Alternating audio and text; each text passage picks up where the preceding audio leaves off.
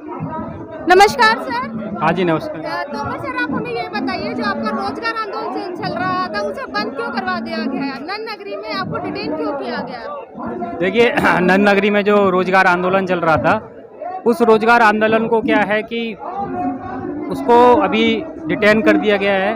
और जो हमारी मजदूरों की और हमारे ग्रामीण तबके के लोगों की जो आवाज़ थी, प्राइवेट सेक्टर में करने वाले लोगों की आवाज़ थी, वो आवाज़ शायद कुछ लोगों को रास नहीं आ रही है।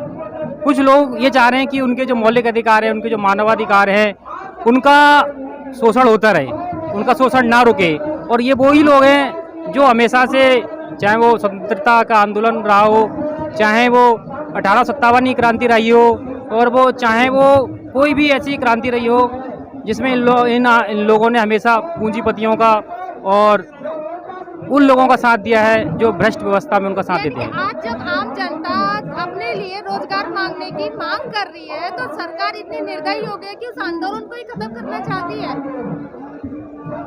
देखिए, ये तो होता ही रहा है कि जब जब किसी व्यक्ति ने अपने अधिकारों की और अपने मौलिक अधिकारों की, मानवाधिकारों की बात उठाई है, तब तक कुछ लोगों को उससे थोड़ी सी चिढ़ होती है और उस आवाज़ को दबाया जाता है। लेकिन इसका मतलब ये नहीं कि वो आवाज़ हमेशा दब जाए।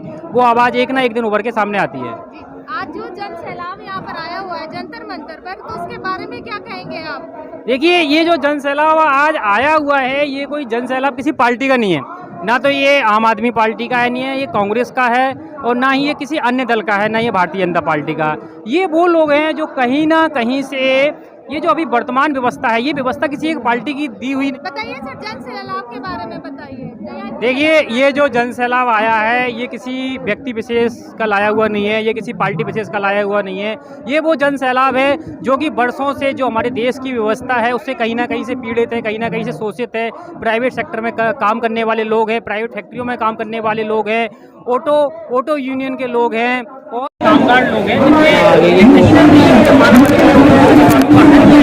और वो उस चीज़ से प्रताड़ित हैं और उन्हें इस चीज़ का एहसास हो रहा है कि हमें एक मंच पे आके अपनी आवाज़ उठानी चाहिए और सरकार से मांग करनी चाहिए कि हमारे लिए एक किस तरीके की नीति बनाई जाए जिसमें कि हमें भी, जिस तरीके से सरकार गवर्नमेंट सेक्टर वालों की हर चीज़ को देखती है, उनकी मेडिकल फैसिलिटी को भी देखती है, मिनिमम वेज को भी देख के चलती है, इसी तरीके से प्राइवेट सेक्टर को और जो असंगठित क्षेत्र का कामगार है उनका भी मिनिमम वेज लागू किया जाए, उन्हें वो हर चीज़ दी जाए जो उनके मानवाधिकार और मौलिक अधिकारों में शामिल है।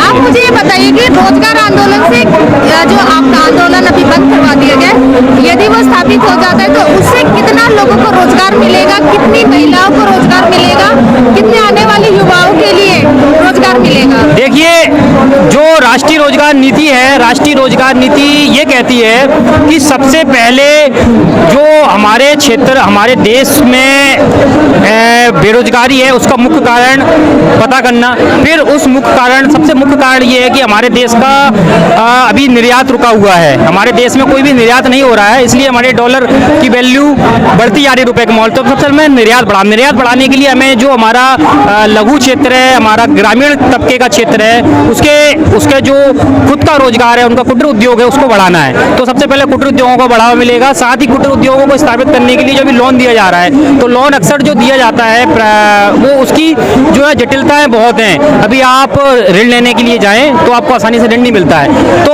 राष्ट्रीय रोजगार नीति का ड्राफ्ट ये कहता है कि गांव में प्राइवेट सेक्टर या गवर्नमेंट बैंकों की ब्रांच स्थापित की जाए और जो स्किल्ड लोग हैं, जो गांव ग्रामीण तबके के स्किल्ड लोग हैं, उनको स्किल्ड की ट्रेनिंग गांव में ही दी जाए और उनको वो जो ग्रामीण ब्रांचें हैं जो गांव में आके पंचायत स्तर पर उनको लोन दें ताकि वो अपना स्वरोजगार स्थापित कर सकें। तो ये स्वरोजगार स्थापित हो जाएगा तो मेरे को लग रहा है कि कम से कम 30-40% रोजगार इससे हमें स्थापित मिल जाएगा। फिर उसके बाद जो प्राइवेट कंपनियां हैं, प्राइवेट सेक्टर है, उस पर भी लगाम कसनी होगी। राष्ट्रीय रोजगार नीति जो है उसमें मिनिमम वेज की बात है। तो मिनिमम वेज अगर हर व्यक्ति को मिलता है, अभी हम देख रहे हैं कि जो आउटसोर्स है है, प्राइवेट कंपनियों को जो आउटसोर्स है उसे कंपनियां मनमाने तरीके से रखती है, मनमाने तरीके से निकाल देती है, तो वो कोई रोजगार थोड़ी है। आज जो भी हमारे आउटसोर्स के साथी हैं, चाहे वो किसी भी कंपनी में हो, चाहे वो बिजली कंपनी में हो, चाहे वो नगर निगम में हो, कहीं भी हो, उनको उनका जो रोजगार है वो स्थायी नहीं है,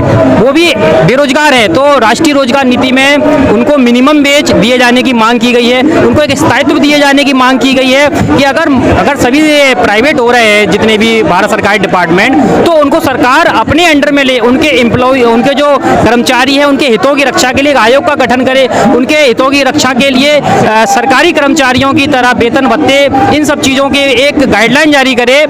ठीक है, उनको सरकारी नहीं कर सकती है तो कम से कम उनके मानव अधिकार और मौलिक अधिकारों की रक्षा करे।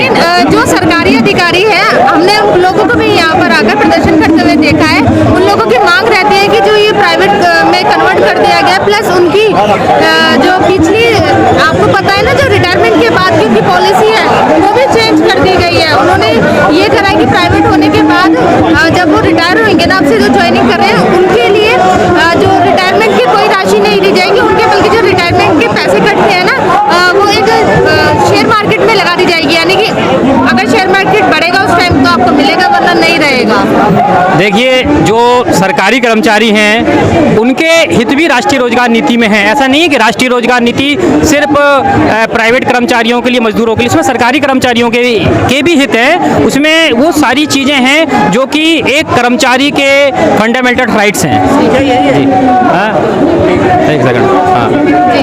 तो मतलब जिस तरीके से आजकल सब चीज़ प्राइवेट हो रही है, तो आप उस बारे में क्या कहेंगे कि सरकार का ये नियम जो है बदलाव की तरफ है, या फिर हमें गरीबी की तरफ वापस हमें लेके जा रहा है 1847 या 1800 सन में, मतलब पिछले उसमें जब हम आज़ाद नहीं थे।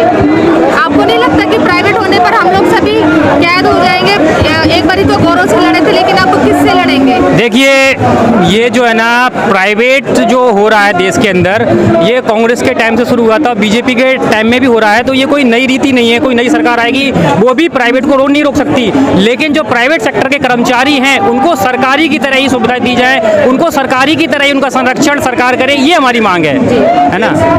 एक मिनट भाई, ये आंदोलन कब तक चलता रहेगा?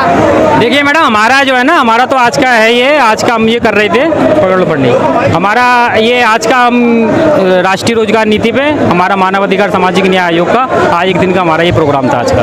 हाँ, थैंक यू सर, आपने हमें बताया। जी जी मैडम।